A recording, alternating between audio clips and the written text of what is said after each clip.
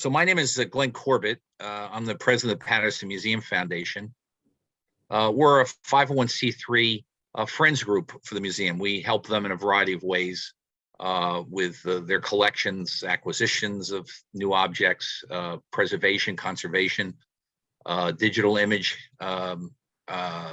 preparations, a variety of things, and events, of course, too. And two of the things that we're doing with the museum now, of course, is what you're on tonight, a webinar session. In this case, the story behind the story, conversations with Passaic County historian Ed Smyk. So he has his own series, and we'll be continuing on probably on a month-to-month basis on different topics. We also have a speaker series as well, in which we bring in other folks who have an interest in Paterson history or have something to talk about that relates to Paterson. And so let me just throw at you right now, the next session for Ed series, the conversation series, will be on January 27th at the end of the month.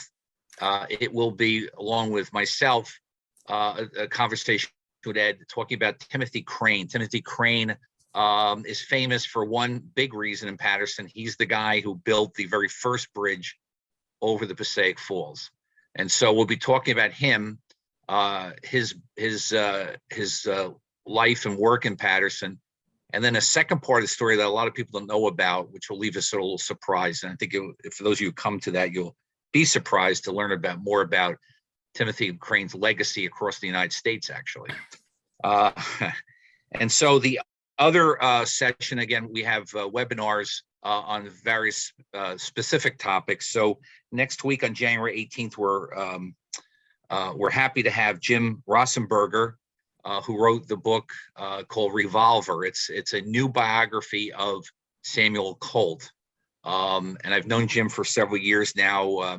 He lives in New York City where I teach. And so we've had numerous lunches together on 58th Street talking about Sam Colt and the Paterson Colts and how they all related. And so he'll be giving a lecture again next week at 7 o'clock on January 18th, talking about Sam Colt's early life. So it'll be a lot to deal with Sam growing up and, of course, his arrival in Paterson in the mid-1830s. So we're talking about him.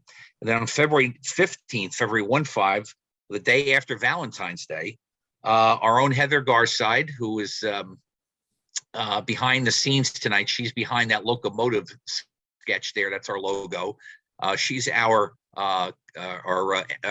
behind the scenes Wizard of Oz for tonight, making all the Zoom things work for us.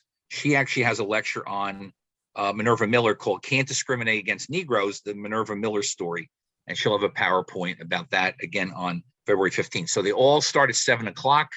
And they all, as you know, if you've seen already, we're recording these. And so they'll end up on YouTube within a few weeks after their initial live presentation. So one last note, we actually have included a donation link there to our Paterson Museum Foundation's website, which includes a PayPal ability for you if you feel so inclined. We appreciate it. It helps us pay for a variety of things, including the Zoom account that we purchased so that we can do these wonderful webinars. So we're so excited about this. This is something really neat. COVID actually gave us a real benefit here in allowing us to sort of transition to doing this thing so we can talk to people literally around the world, as you know. So without any further ado, let me introduce Jack DeStefano. He's reporting from inside his office there. Those wonderful leaded windows behind him. He's right around from Ed. And so, Jack, you have a few words to say? Sure. Good evening, everyone, and thank you for joining us tonight. I'm very happy about this new series. We've been wanting to do this for a while. Again, COVID gave us that extra push. And, this wonderful collaboration with the Paterson Museum Foundation, which is really going to make our future brighter. And we have some great programs coming up and more in the hopper. So this one's going to be part 2 of the Dey Mansion with our greatest historian living. No offense, Ed. It's my pleasure. Go right into it. Our county historian, Mr. Ed Smyk. Yeah, one last point. So if you have any questions, please put them in the chat box and we'll ask Ed at the end. Jack and I are going to pepper him with questions during the presentation. But if you have anything you'd like to ask or comment on, please put them in the chat box. So thank you, Jack. And Ed, we're turning it over to you. Thank you. Hello, everybody out there. It's a pleasure being here. And I'd like to thank Jack and Heather and Glenn for giving me the opportunity of getting into your viewing pleasure some of the material that is animated me to study Passaic County history over the last 46 years. I'll get right into the program, which is Preservation as a Labor of Love. Our historic Dey Mansion, located at 199 Total Road in Wayne, New Jersey, General George Washington's headquarters in July, October, November 1780. And this is part 2 of the presentation, where we're focusing on the restoration of the building, which took place in 1933, 1934, some of the grimmest days of the Great Depression. This distinguished looking individual is Robert Dick Benson, who was the Park Commission's first president and a great lover of local history. I'd like to point out that what had happened, and I discussed this in the first portion of the program, where a group of private individuals unselfishly volunteering their time and expertise banded together and to save the Dey Mansion, which was then in private hands, first through the Dey House Washington Headquarters Commission.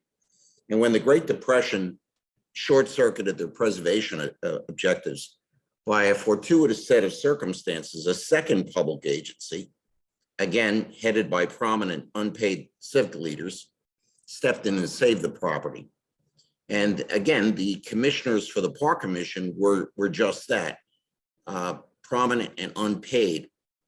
What they did is, since the Dey House Commission did not receive any money from the state to purchase the property, they stepped in and purchased it in 1930 from the site's last private owner, Michael and Elizabeth Alzheimer. And the interesting thing about Alzheimer, as Dr. D. Stanton Hammond told me, one of the last surviving member of the Dey House Commission, said he was a very sharp businessman. And he sold that property and surrounding acreage, about 56 acres, for $78,000 in 1930. And that was a very tidy sum. Today, it's worth that purchasing power is over $1,302,000. So Alzheimer made a nice profit on the property. But getting back to Robert Dick Benson, at the time, the park commissioners were appointed by the Supreme Court justices, and with the direct result that the candidates were of exceptional quality. Now, Benson, as I said, who is a history lover, served as chairman of the board and president of the Tidewater Oil Company in New York. He had a long record of civic involvement in the city of Passaic, developing plans for its park system, plans for a soldiers memorial, and a civic center. He had, as I said, a very keen interest in local history, becoming one of the charter members of the Passaic County Historical Society when it was incorporated in April of 1926. Now, without Benson and some of the other members on the commission who had a sense of history and tradition, who knows what would have happened? The Dey Mansion might not have been purchased. We can go to, well, before I want to mention one other thing that I have in my notes. When he died in 1931, the commission paid tribute to his memory, and they said in part, he never, quote, he never oppressed others with his beliefs, but he was a stern master to himself and thrived on self-discipline. His keen mentality was always tempered by a kindly courtesy. He thought clearly and spoke gently. He detested sham and pretense, and flattery never entertained him. Now, that was Robert Dick Benson. We can go to number 2, Heather. That's Garrett A. Hobart Jr., who succeeded Robert Dick Benson as the Park Commission's president in 1931. Now, Hobart and his mother, Jenny Tuttle Hobart, inherited the $2 million plus estate of his father, Garrett A. Hobart, 24th Vice President of the United States, born in Long Branch, but developed his law practice in Paterson. And you'd say, well, the estate, when he passed away, was worth $2 million. Today, $69 million in purchasing power. And they used a portion of their wealth to advance beneficial public spirited endeavors, which included the Dey Mansion project. Hobart's wealth was only part of the story. He, like Benson and the other members of the commission, had connections. In particular, it was Garrett Hobart and his mother who advised the park commissioners to seek expert guidance from the Metropolitan Museum in New York. Like Benson, Hobart and his mother were charter members of the Passaic County Historical Society. Now, this is also another important thing, that they had the connections and the wherewithal to engage the Metropolitan Museum, the premier museum in the United States, and with an excellent collection of American artifacts, to become involved in the project. Photo number 3, please, Heather. All right, I've put this photo up to show the nomination of his father for vice president, and that was delivered to him at their home in Carroll Hall in Paterson.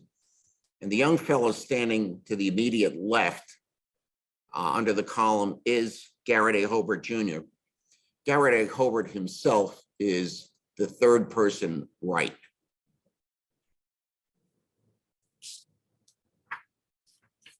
We can go to number 4. This is another very interesting individual who was one of the early park commissioners who served from 1928 until 1956, 28 years. And that's Arthur J. Sullivan, who was a Princeton educated attorney. And he is among those worthy of mention. Sullivan was involved in helping to perfect the purchase of the Dey Mansion, having an appreciation for the site's significance in local and national history. We go to number 5. This is how the Dey Mansion appeared on October 20th, 1931, photographed by Orville B. Patterson of Paterson before any restoration efforts were undertaken. You'll see the dormer windows, which were in a Victorian excrescence, and they were placed in the 19th century as sort of a common practice for a large building where they wanted to use the attic for rooms and other storage purposes. So that's what it looked like. You can see a little shed to the right of the photo. This is where today we see the Dey Mansion kitchen, which was reconstructed under the plans of the restoration architect.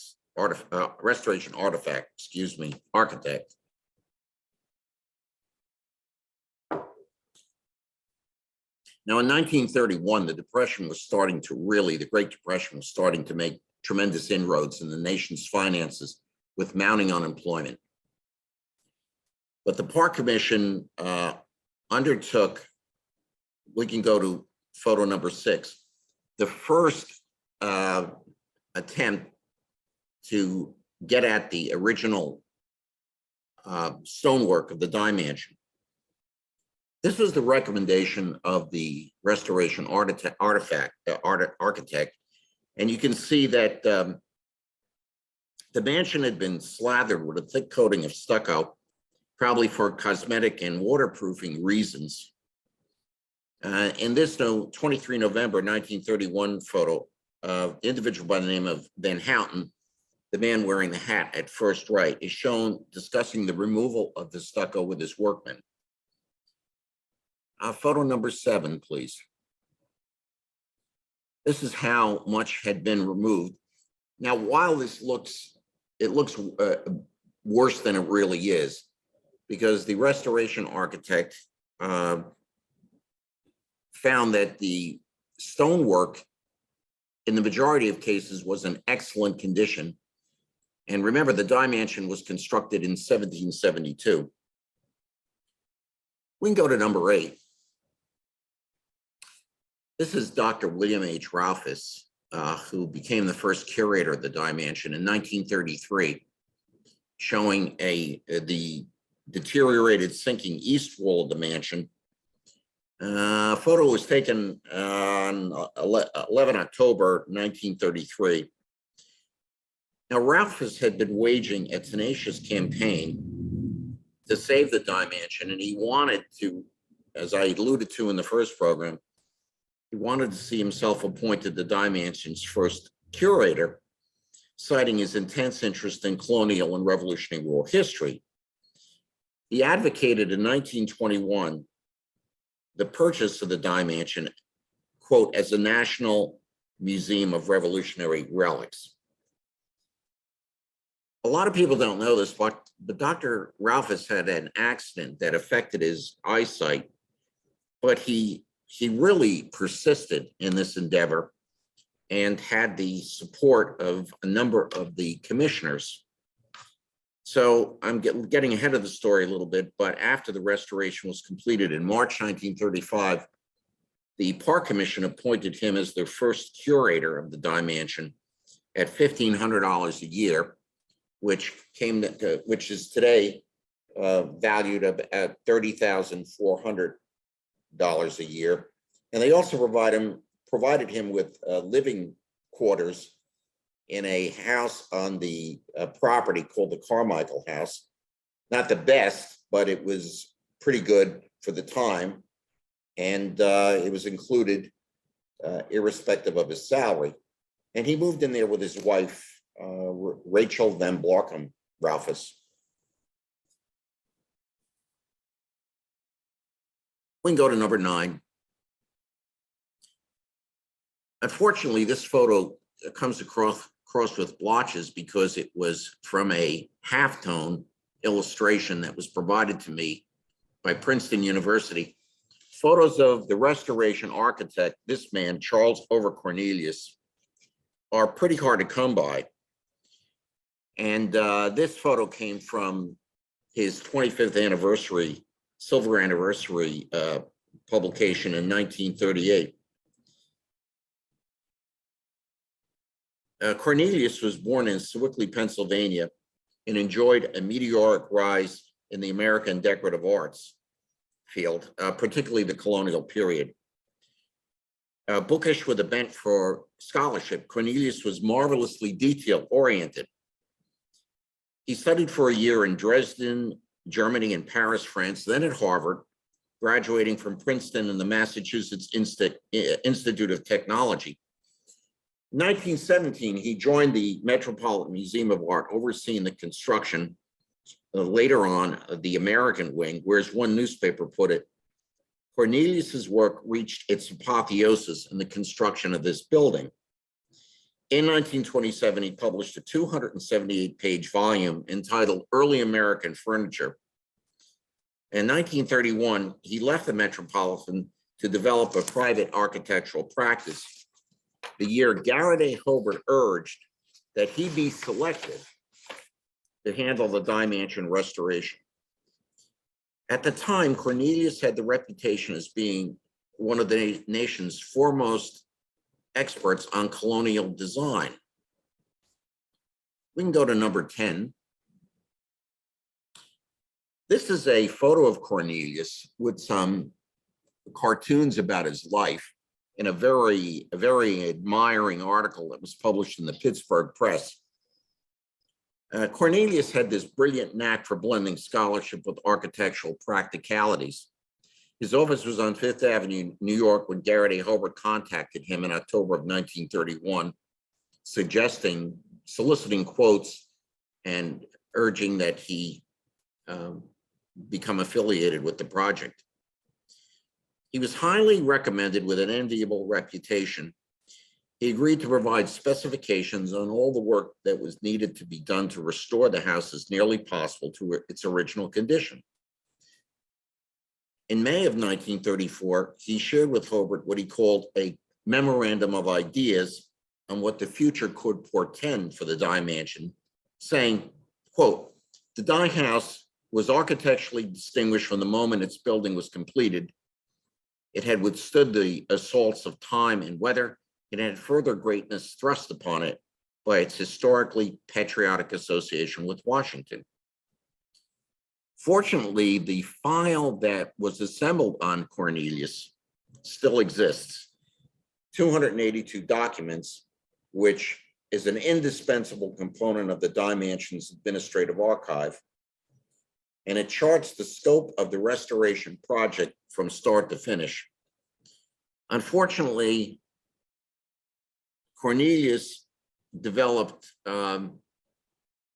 financial difficulties, despite the fact that he had an envious reputation in the field.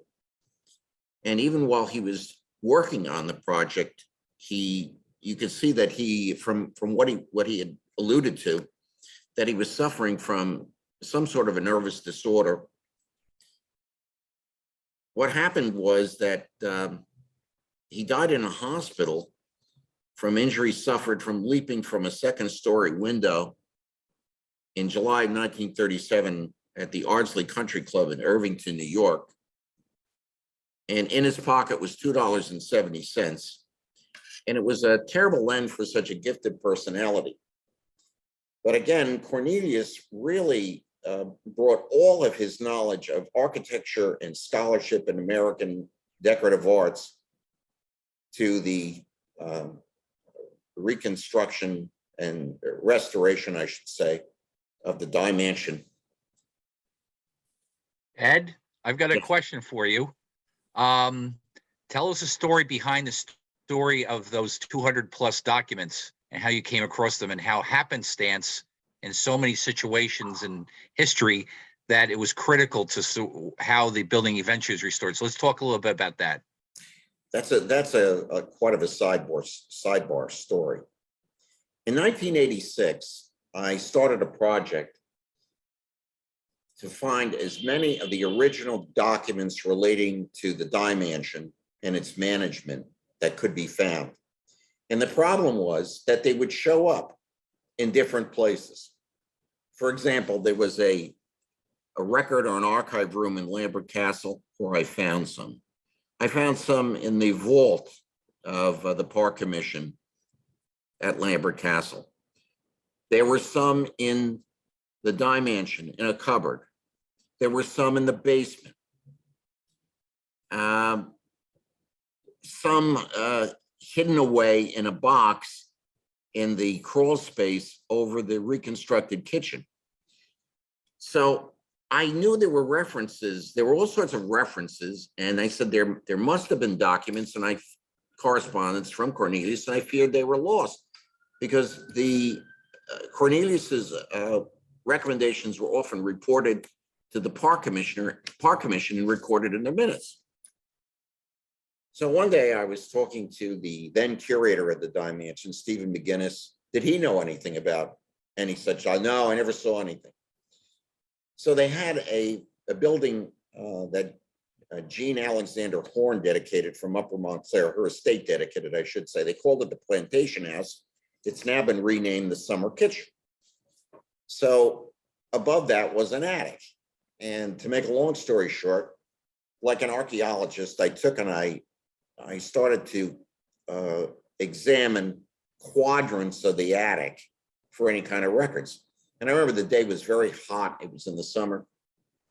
And I was all set to leave when near the chimney of the worst place possible, there were a bunch of boxes. So I started moving the boxes. I said to Steve, wow, there's some old wreaths and things in here.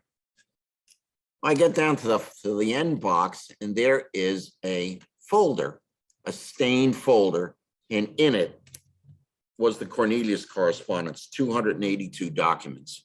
And that's how they were saved, because in terms of records are concerned, the State Archives does not mandate the retention of correspondence. They would be inundated if government agencies had to retain all of this stuff. So in all probability, it would have been lost. And this file was so valuable when we did the second restoration of the Dey Mansion in 2015, 2016, and also for the preceding historic structures report, which was the blueprint developed by Holt Morgan Russell Architects of Princeton. So it was quite a find, and future scholarship could be even more advanced. Our understanding of colonial revival, restoration techniques, and how a restoration was approached in those days. It's the subject for another scholarly study. Thank you. Okay, we can move on to the next photo, which is number 11. We have no interior shots that I have so far come to light of what the actual restoration, what they actually did during the restoration of the interior. We have some of the exterior, and that's only towards the end of the project. For some reason, I could find no evidence that the Park Commission took any photographs. Possibly Cornelius did, but his files are lost. So to find any of the interior photos of the work they had done, that would be quite a find. But this is one of the exterior photos showing the Dey Mansion as the restoration advanced with the building scaffolded on Washington's birthday in February 1934. This was taken by the Paterson Evening News. Cornelius had come up with plans and specifications, but since there was no money to do anything,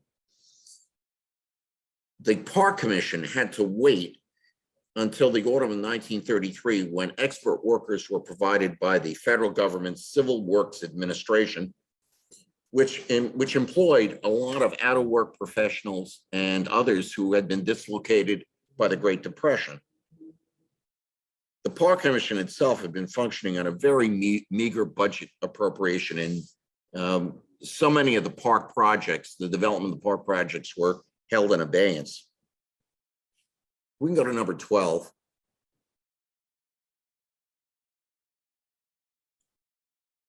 This shows more of the work that was done on the east wall of the building in 1934. As you can see, they had actually removed some of the original brownstone blocks and were completely repointing the building, which of course was completely done again in the second restoration. Number 13, please. This is an interesting photograph that I obtained from, you see the little fellow with knickers. He's fifth from the left.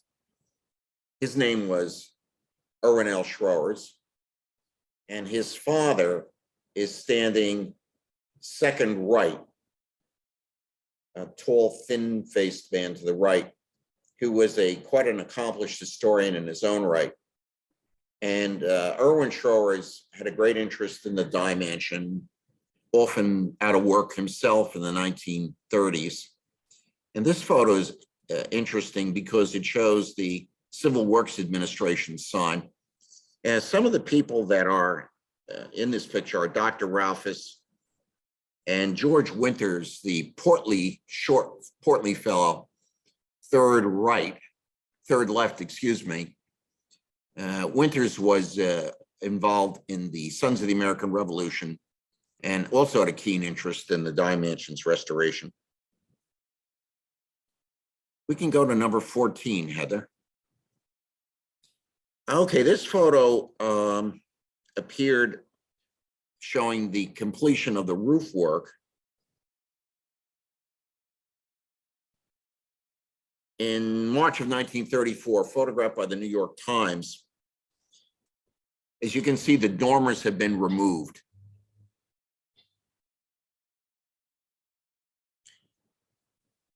Let's go to number 15. Now, as I said before, the park commissioners were men they were accomplished professionals, and they really demanded the best, and they got it in this man, who is Frederick W Lode, born in 1898, died in 1977. He was the park commissioner's chief administrator. called the engineer and secretary at that time. History owes us a debt of gratitude to the Herculean efforts of Lode and Park Secretary Charles A. Wyans in the development and execution of the entire park system plans. Now, working in tandem with architect Cornelius, they managed the myriad tasks of completing the mansion's restoration and the Olmsted Brothers 18th century garden scheme. That was later to come. Mr. Lode, who I had the pleasure of knowing as an older man and sitting with him in Lambert Castle, discussing the development of the park system. He was born in Antwerp, Belgium, came to the United States with his parents as a child, and was graduated from Cornell University with a degree in landscape architecture, class of 1919. He had an impressive resume to his credit, and he was engaged as the chief administrator on July 1st, 1928, and he remained with the Park Commission until his retirement as then the director on April 1st, 1961. Again, I cannot say enough about Lode and what he accomplished, because he was a superb manager of people and projects, and he worked very close in tandem with, again, his the commission secretary, in effect his administrative assistant, which was Charles Wyans. Now, the Dey Mansion restoration carried forward during the winter of 1933 to 34 culminated in the formal opening on October 8th, 1934. The total cost of the project was $11,176, of which $8,894 represented the cost of labor paid for by the federal government, the difference underwritten by the Park Commission. Now, you say $11,000 doesn't seem like a lot of money, but in today that is equivalent to $232,000 plus dollars. And of course, it was a lot simpler in those days to do a restoration on this magnitude, because you didn't have all of the regulations that you must satisfy, building code regulations and everything else, and fold that into a historic restoration, and it's costly. The second restoration, which took place between 2015 and 2016, for the house alone, it cost $1.7 million. We can go to photo number 16. I have yet to find a portrait photo of Charles Wyans, but here he is in the center, holding trophies awarded at the Passaic County Doubles Championship in September 1939. Wyans served as Park Commission secretary from May 1st, 1930 until July 1941.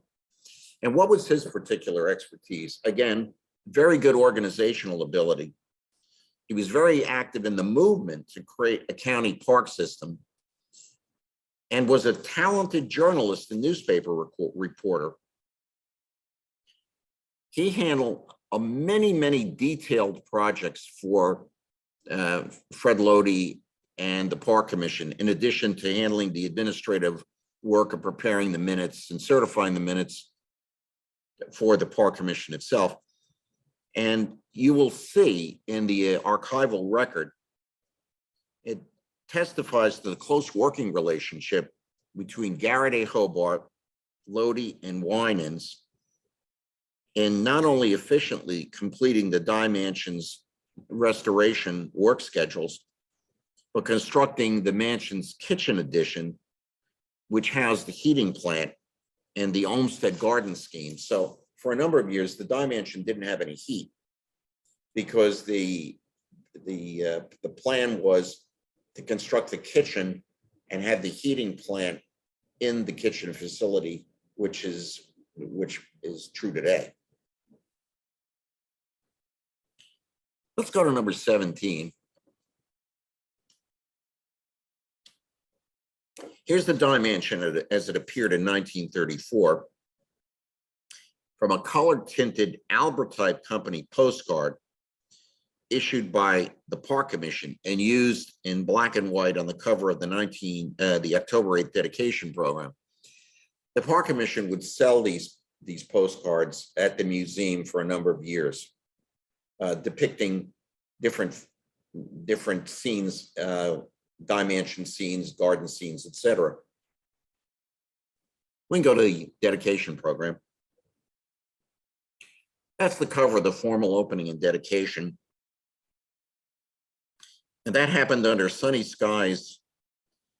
The Patriotic Society, Sons of the American Revolution, Daughters of the American Revolution, were represented in force, included at the ceremony with the state's 2 United States senators.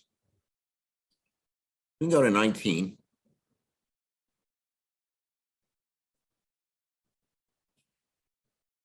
These are the photographs that were taken by the Paterson Evening News, and they show Edward J. Servin with the white horse. He galloped up again as General Washington, as he did in the July 1930 celebration, which we discussed on the previous program. And that was the 150th anniversary of the arrival of Washington as the Dey Mansion. The other fellow is Richard S. Cubby, who reprised his role as Major General Lafayette. Let's go to number 20. These are some of the guests. Dr. Ralph is delighted in again portraying Colonel Tunis Dey, and his wife Rachel Van Blarcom Ralph has portrayed Mrs. Dey. Next photo, please. That's Garrett A. Hobart welcoming the guests. The man directly in back of him is Ernest T. Scheidemann, who was on the board of freeholders and also freeholder director for a number of years, and a supporter of the Dey Mansion's restoration. And the fellow sitting in the formal attire on the steps is Colonel Philander Betts, who was the president of the New Jersey Society, the Sons of the American Revolution.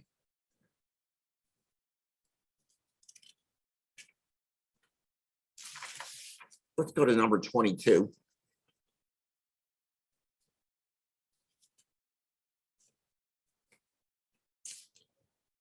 This is Isaac Servin.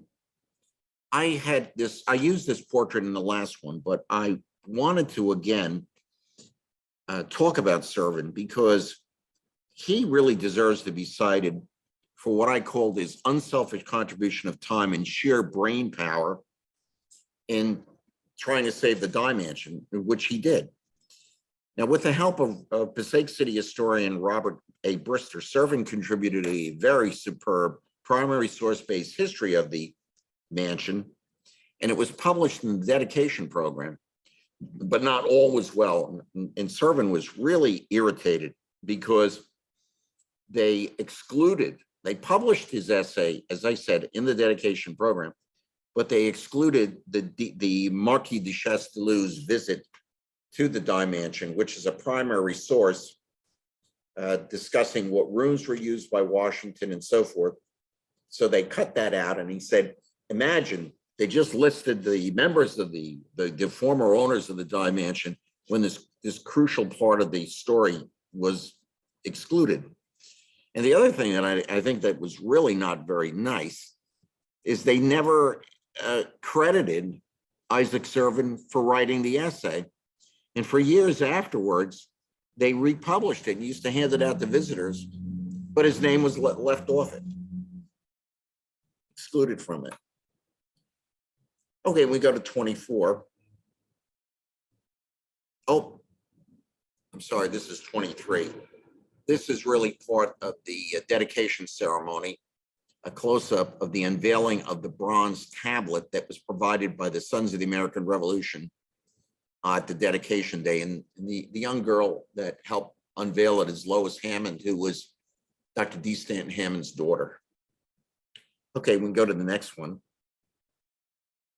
This is the Dey Mansion in June of 1939. Another Albert type from another Albert type tinted postcard. This shows the completed kitchen addition to the right. The photos on which this color version is based were taken by Harvey F. Dutcher, who died in 1964. A New York photographer who lived in Teaneck and for years documented the Park Commission's construction projects, not only for the Dey Mansion, but for every park project that they undertook in the 1930s. And it's a wonderful documentary record, which has now they've been all digitally scanned. So they're certainly available for consultation. We're now going to go to what visitors had seen on opening day. This is an interior view of the southeast room on the first floor, known as Washington's office. It was taken by photographer Paul Parker on October 26, 1934, and published to illustrate a short article in the New York Times Magazine on November 4th, 1934.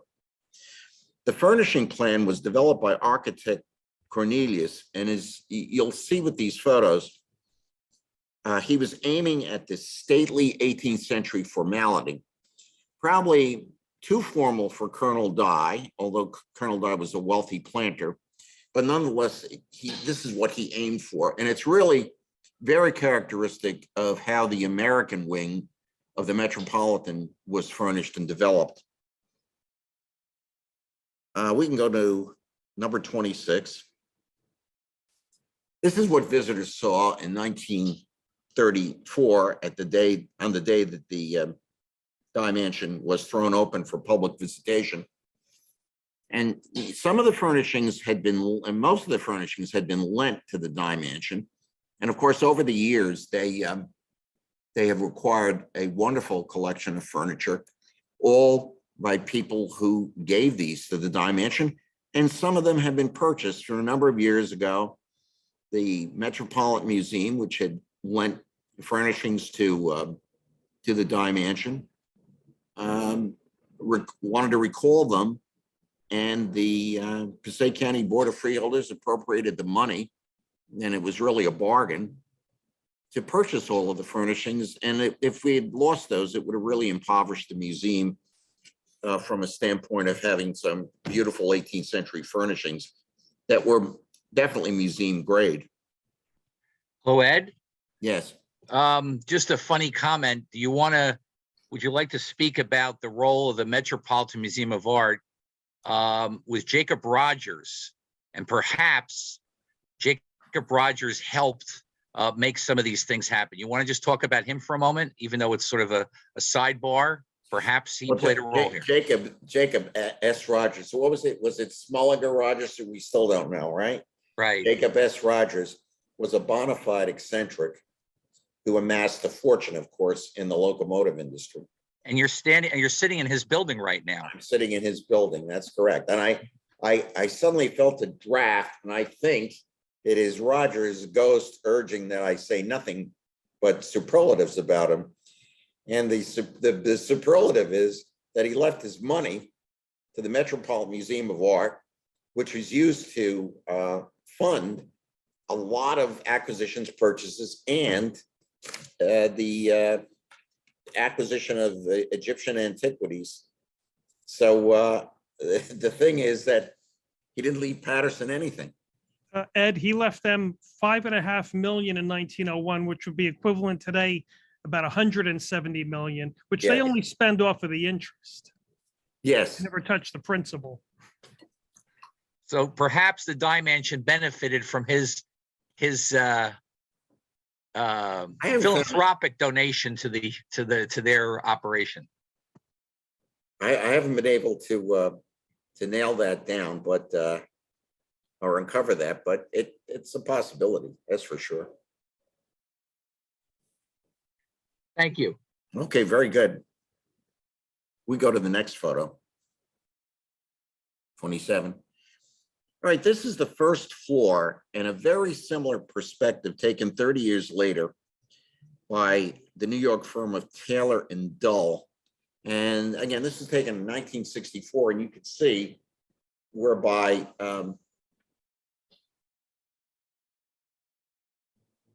there are more furnishings that have been acquired.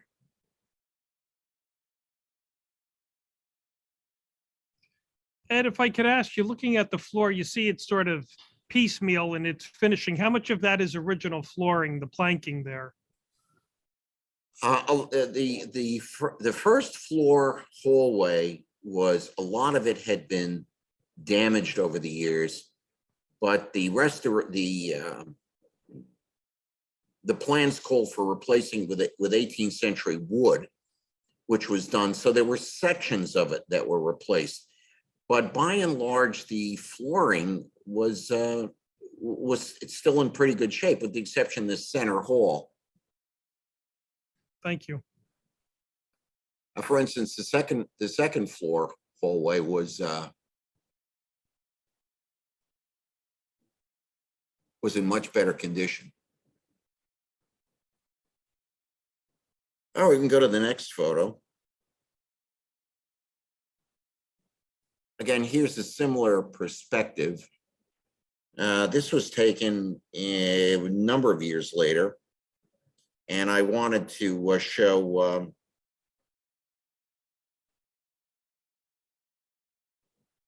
how it looked in color. This was during when Raymond Dey was the curator. All right, we can move on. This is another view of Washington's office, is furnished according to the recommendations by Cornelius, taken in September 1934 by Paul Parker, aiming at the 18th century formality. We can go to the next one. And here's a very similar perspective, again taken 30 years later by Taylor and Dull of New York.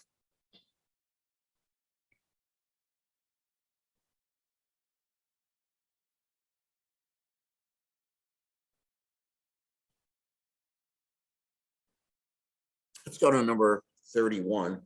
This is Jenny Tuttle Hobart as she appeared when her husband, Garrett Hobart Sr., was vice president.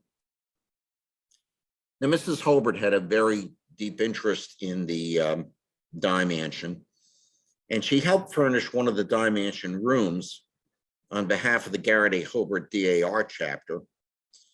And she gave $1,205 to do that, which was equivalent to $25,000 today. And it was a substantial sum in depression-racked October 1934. And we're going to go to one of her donations. This is a Dutch Kaas, which is used for the used as a repository for textiles. It's of North Jersey origin, made of fruit wood. And this item of furniture was a centerpiece for families of Dutch descent. This was obtained from Mrs. Hobart at a cost of $150. It was the fifth object to be accessioned when purchased in 1934. And let's go to number 33. There's the Dutch Kaas, still standing proud and tall when this photo was taken on January 6, 1977. In those days, Ray Dey liked to see the floors highly polished with a special non-slip coating. So it was quite impressive. We go to number 34. Again, I wanted to work in another photo of Dr. Ralphus.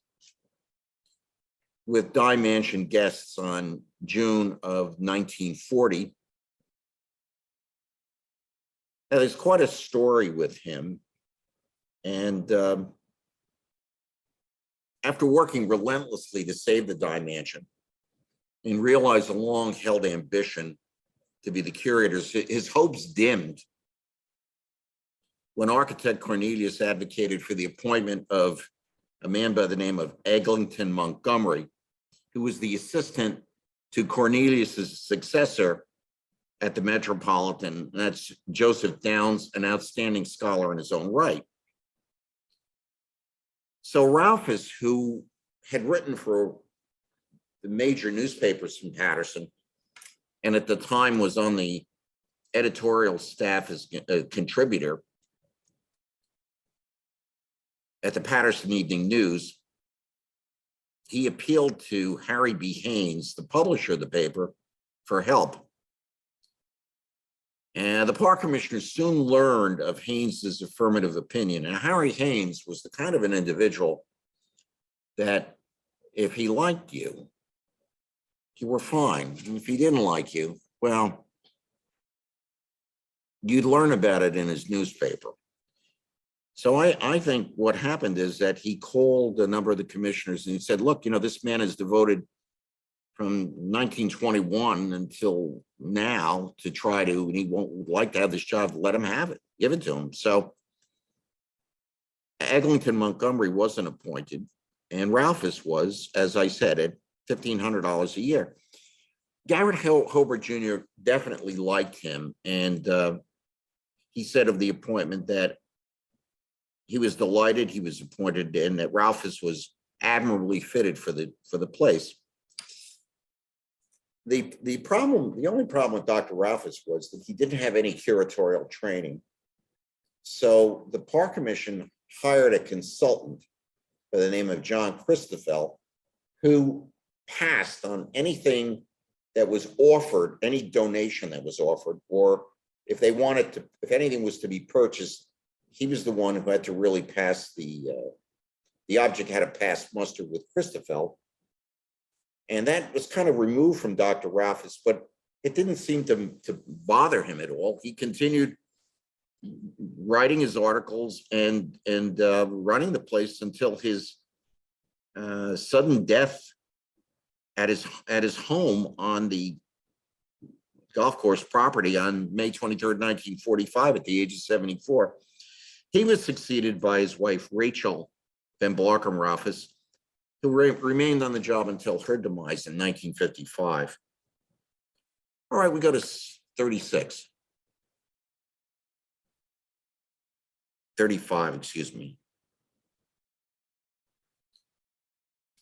This is Raymond Francisco Dey, who was the third curator of the Dey Mansion and succeeded Mrs. Ralphus on January 6, 1956. And he served until his retirement in September 1977. And I wanted to work Ray Dey in because I think he stands very high in the history of the mansion as one of the best curators that they had. Here he's seen accepting a copy of a Washington letter from Boy Scout Ted Romaine Jr. of Wayne. Romaine was one of 19 scouts from Little Falls who in 10 hours hiked 23 miles from Whippany to the Dey Mansion. Now, what Dey did is he expanded on the achievements of what Dr. Ralphus and Cornelius and others had achieved in an innovative way, considering that the Dey Mansion was a chronically under-budgeted facility. So he had to use his creativity in garnering resources, which is of the utmost necessity to keep the place functioning. And he achieved amazing results in anything he undertook despite the shortage of cash. Now, yes, Raymond Dey was a collateral descendant of Colonel Tunis Dey, the builder of the Dey Mansion in 1772. But he brought impressive credentials to the job as a preservationist, having restored his own 18th century residence in Essex County. and he had many connections in the museum world. He took an early retirement from the Federal Reserve Bank in New York to accept the curatorship. He later moved to Wayne, and from the start of his tenure, he was keen on celebrating the site's Revolutionary War heritage with an accent on its gracious early American furnishings. Ray Dey, who I had the pleasure to know and speak with many, many occasions, he truly loved the place. You know, there's a common thread that ran through all of the people that became involved with the Dey Mansion. They became hooked on this place and its role in American history, and devoted their time and expertise to see that it endured.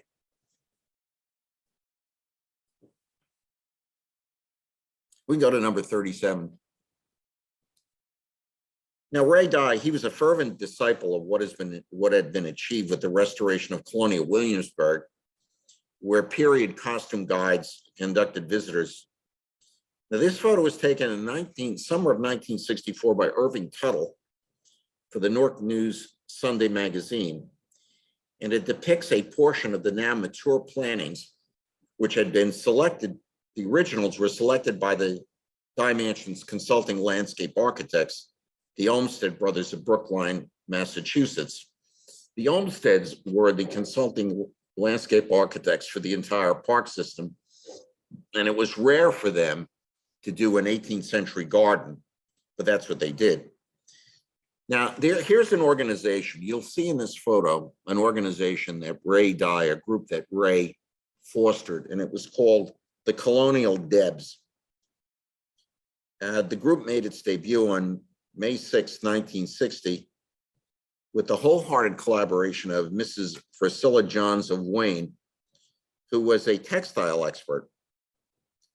Ray Dey wrote the group's constitution, and he said, quote, "The purpose of the Colonial Debs is to stimulate interest in early American life through the demonstration of colonial crafts and colonial history." Now, among the high school students who greatly enjoyed serving on the Colonial Debs and later served as its president was Margaret Connors from Wayne Valley High School. She is seen in the upper right-hand corner of this photo, attired in the gold and white costume. We can go to number 38. Mrs. Connors was emblematic of all the student curators, all the students Curator Dey inspired. Now, here she's seen in April 1963 at the spinning wheel during the filming of The Land Called New Jersey. Several of the scenes in that film were done at the Dey Mansion. Now, let's go to number 39. Here's Ms. Connors again, gliding across the mansion's front lawn, and an additional photo by Irving Tuttle taken in 1964. There's something very interesting here, that the article which accompanied Tuttle's photographs was written by then staff writer Richard Reeves, who later became a syndicated columnist and author of 9 books, mostly concerning national politics. Ms. Connors told Reeves, quote, "It's a thrill to make history alive for ourselves and all the people who come here." Margaret Connors went on to earn a degree cum laude in secondary education at Fairleigh Dickinson University, where she was named the Outstanding Scholar of the College of Education. Let's go to number 40, please. Curator Dey also encouraged young men to take an interest in colonial crafts. A perfect illustration, this photo taken in 1964 by Irving Tuttle. The young man is Gregory Richards, who's demonstrating candle making. And again, this was all taken from a spread that was published in the New York Sunday News magazine.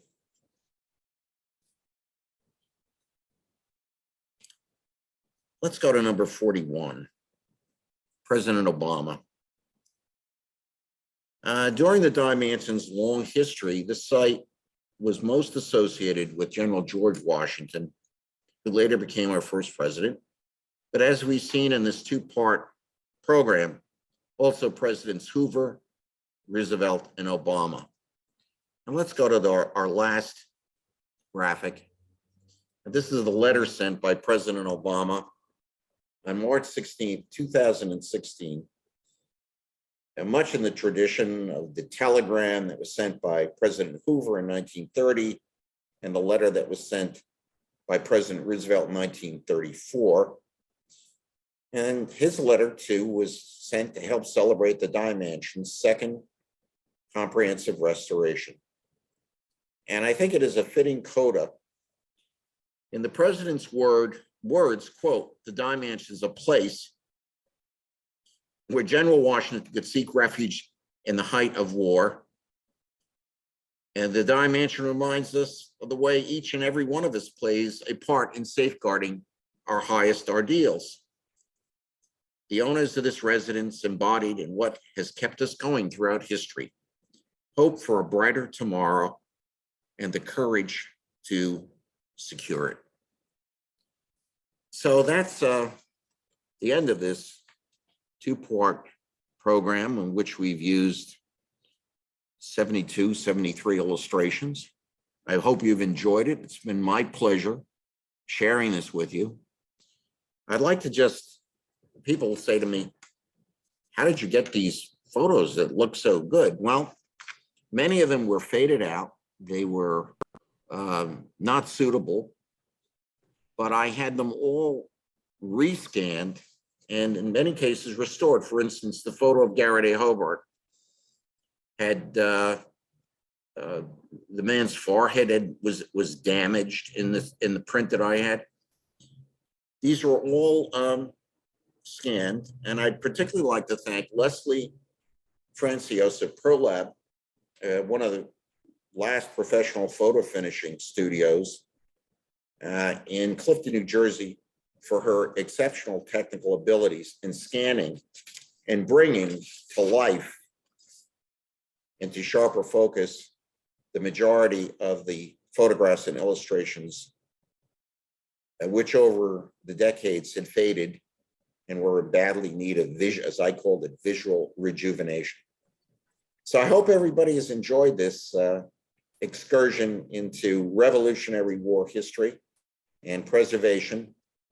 And I can't say enough for all who came before us, who dedicated their time and expertise and professionalism and saved the site. Exactly. From a fate that I shudder to think. If they didn't have done it, didn't do it. Well, we thank you, Ed, for bringing this incredible story about this building and the folks who really a grassroots effort on giving us a gift that we have today. I've got a question from Sharon, actually one of our board members. She asks a few questions, actually. Were the Olmsted brothers related to Frederick L. Olmsted? So you mentioned the Olmsteds Yes. in your presentation. Yes, Yeah. yes, they're direct descendant. The Olmsted firm of Brookline is direct descendants from Frederick Law Olmsted, who designed Central Park. Very good. And another question she has, well, you mentioned the photographer Tuttle. Is that photographer related to Jenny Tuttle Hobart? Not that I could find. I actually tried to, not that I know of. I tend to doubt it, although Tuttle is a honored name in American history and genealogy, and who knows, could very well be. Or Socrates Tuttle, her father, Or Socrates. Right? Well, you see, Garrett Hobart, he comes to Paterson, and he does his clerkship with Socrates Tuttle, a prominent attorney, and he has this very attractive daughter, and love blossomed in Paterson. He marries Jenny Tuttle, so. And as they say, the rest is history, right? The rest is history, right. She's got one final question. Sharon saw a second door, a door on the second floor. Did that have an exterior stairwell at one time, or where did that second floor door lead to? Do we know about the second floor door? That's a very interesting question. There was, people would say that's the second floor door that leads to nowhere. And for years, Cornelius thought there may have been a porch along the sides. John Milner of the consulting architects for the second restoration. He showed me a number of examples where there was a 18th century porch, and it quite possibly could have been, but we couldn't find no real definite evidence that that door led to a porch. So it's still, people thought maybe it was a coffin door, you know, it's a whole coffin or a casket in and out. We simply don't know at this point. But again, perhaps in the future, as we all know that everyone who does historical research and every historian knows, is that there's always other things coming to light, other documents that are found that can shed light on these mysteries of history. Exactly. And we've got a question from Dennis, who is one of our dedicated followers of our series here. Dennis, yes. And he wants to congratulate you on a nice presentation. He asked specifically, was there any evidence of slavery that came up during either one of these restorations, or anything that would point to the Deys owning slaves and their presence on the site? As a matter of fact, yes, the Deys did own slaves. And in Deys, in Colonel Deys' will, he provided for a slave by the name of Priscilla. The extent of slavery, we have not been able to find, you know, lists of enslaved people, but that isn't to say that they don't exist. One of the things about Isaac Servin, and nobody was talking about this during the restoration except Servin. Servin wanted to erect a slave quarter on the property because his research, he surmised, or he found some sort of proof. We know he did in his essay, he worked from documentary sources, but he talked about that slaves having actually provided the labor for the construction of the building. And we haven't found any evidence of that, or I haven't seen any evidence of it. But he did want to erect a slave quarter on the property, and he thought he would get the slave quarter from Dunkerhook, which is in Bergen County. But that Dunkerhook was a free slave community. It was a freedmen's community. So that just didn't happen. And there was really no talk during the restoration of trying to delve deeper into this issue of Deys' ownership of slaves. But the Dutch did own slaves. I mean, it's part of the history that I wanted to see one of those buildings that was being torn down in the Dunkerhook a number of years ago, disassembled and erected on the property to tell the story of 18th century, to tell the slave story, and also the contributions of people of color to colonial crafts and others, but it just didn't materialize. All right. Well, thank you, Ed. So I'm looking here. I don't see any more questions. So I think we've come to our to the end of our presentation tonight. Oh, one last question. We got one last question coming from, hold on here, Ed, from Paula Benkin. One of her friends from Wayne High School class of 61 was a Colonial Deb. She loved her job, and somewhere I think I have a photo of her in her colonial outfit. She's so thrilled to be a Deb. She eventually went to Williamsburg and ultimately worked as a concierge for Williamsburg Inn. She traces her interest in colonial arts and architecture to her exposure to it as a Colonial Deb. Wow, that's an interesting piece of information there, Ed. That is a very, very interesting piece of information, and it only points up what Ray Dey wanted to do, and he wanted to adjust the Dey Mansion to the Williamsburg Museum model, and he often said, we have a miniature Williamsburg here. Well, I don't know if it was a miniature Williamsburg, but I know what he was saying. He liked what was being done at Williamsburg, and this just proves how a young person, if they have the interest and you have people to guide them, as which happened to me and others, to develop that interest, how it can just change a person's perspective on things. And it's great to learn about the history of your country. And you know, so this is a wonderful thing. And I know the Colonial Debs, they volunteered, they were there. They went to, there was a bank opening in Wayne. And they were dressed in their colonial attire. And a lady that was responsible for that was this Mrs. Johns. She was actively involved with teaching them colonial textiles and weaving and things like that. So yes, this is the power that other people can have over young people to get them interested in the history of their country and ignite that interest. Exactly. Thank you, Paula, for that wonderful comment. Thank you very much. Yes. So I think we're at the end of our presentation tonight. We want to thank you all for coming. As we mentioned earlier, this segment, part 2, will also be posted to the museum's YouTube page.